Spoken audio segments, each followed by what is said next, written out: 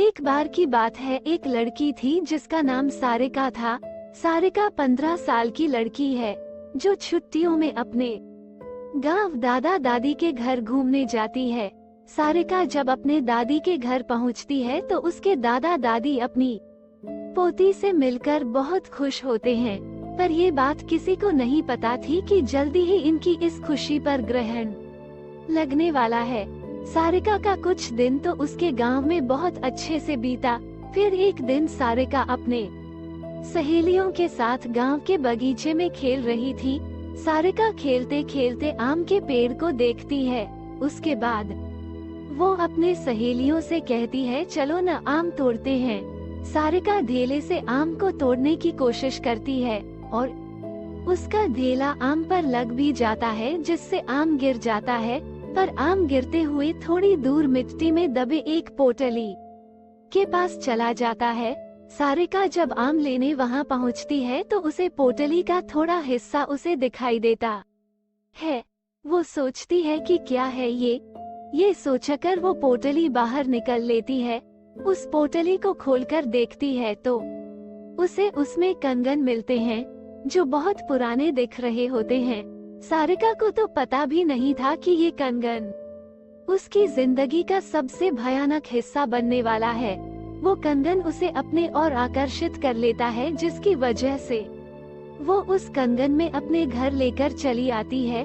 सारिका क्यों डर जाती है दादी की बातों से, घर आकर वो ये सारी बातें अपनी दादी को बताती है और वो कंगन भी दिखाती है।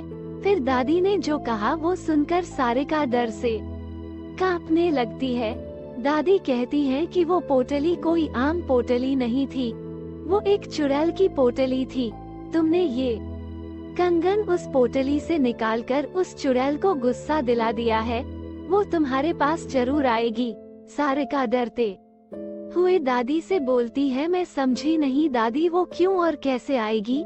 दादी ने बोला, ऐसी ही पोटली में भटकती हुई आत्माओं को कैद करके जमीन में गाड़ा जाता है और तुमने उस पोटली को जमीन से निकाला है और उसका कंगन भी तुम लेकर आ गई हो। तुम इस मनहूस कंगन के साथ उस चुड़ैल को भी अपने पीछे ले आई हो। ऐसी भटकती हुई गुस्सैल चुड़ैलें अपना बदला लेती हैं। वो चुड़ैल भी हमसे अपना बदला लेने जरूर आएगी। सारिका के साथ उस रात क्या हुआ? सारिका इस बात से डरती तो है पर उसे ज्यादा यकीन नहीं होता। वो जाकर अपने कमरे में सो जाती है।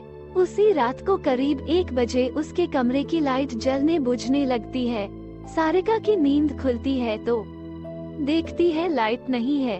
वो अपने बिस्तर के बगल रखे टेबल पर पानी पीने के लिए मुड़ती है। तभी वो देखती है कि टेबल के पीछे कोने में कोई औरत बैठी है, जिसकी आंखें एकदम लाल हैं और एक टक उसे ही देखी जा रही है।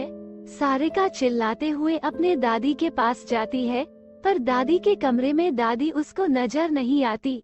वो बरामदे में जाती है तो दादी उसको जमीन पर गिरी मिलती हैं। सारिका अपने दादा को खोजने जाती है पर उसके दादा उसे कहीं नजर नहीं आते। जब वो पूरे घर में अंधेरे में खुद को अकेला पाती है तो डर के मारे बेहोश हो जाती है। सुबह उसकी नींद खुलती है तो उसे अपने दादा दादी दिखते हैं। वो अपने दादी को सारी कहानी बीते रात की बताती है। दादी बोलती है, हम दोनों अपने कमरे में ही थे। दादी सब समझ गई। उन्होंने बोला, ये सब उस चुड़ैल का किया है। वो कंगन उस पोटली में वापस रखना होगा, वरना वो यहाँ से नहीं जाएगी। सारिका बोलती है, चलो न दादी, अभी कंगन रखाते हैं। दादी बोलती है, नहीं, उस चुड़ैल से पीछा छुड़ाना है तो तुम्हें अकेले ही, वो भी रात में जाकर उस कंगन को वहाँ रखना होगा, क्योंकि वो तुम्हारे पीछे है। सारिका हिम्मत करके कहती है, ठीक है मैं जाऊंगी। दादी ने बोला, ये सब वो चुड़ैल इतनी आसानी से नहीं करनी देगी, इसलिए दादी ने उसे रात में जाने से पहले एक मंत्रों से युक्त ताबीज उसके हाथ पर बांध देती हैं। क्या सारिका चुड़ैल से पीछा छुड़ा पाई? अब सारिका रात होने के बाद अकेले बगीचे की तरफ निकलती है। थोड़ी देर बाद उसे किसी के रोने की आवाज सुनाई देती है। पर दादी ने कहा था वो चुड़ैल तुम्हें अपनी तरह आकर्षित करेगी, तुम उसकी तरफ ध्यान मत देना, वरना वो तुझे अपने कब्जे में कर लेगी। एक बार उसने तुम्हें अपने कब्जे में कर लिए तो फिर कोई कुछ नहीं कर पाएगा, वो तुम्हें मार भी सकती है। सारिका इस बात का ध्यान रखते हुए ईयरफोन लगा लेती है और गाना सुनते हुए चलने लगती है। तभी कुछ दूर जाने पर उसका मोबाइल काम करना बंद कर देता है। फिर भी वो चलती रहती है और उस पोटली के पास पहुंच जाती है। तभी उसे महसूस होता है कि पीछे कोई खड़ा है, पर दादी ने कहा था उसकी तरफ मत देखना, तो वो नहीं देखती है और डर की वजह से वो पसीने से लथपथ हो जाती है।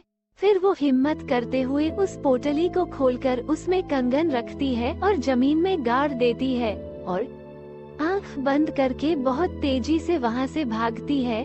सीधे अपने घर आकर ही रुकती है। चुड़ैल से तो उसका पीछा छूट जाता है, पर वो इतनी डर जाती है कि दूसरे दिन ही वापस शहर अपने मम्मी पापा के पास चली जाती है। सारिका की जिंदगी का वो खौफनाक हिस्सा जिससे वो आज भी सोचने पर डर जाती है।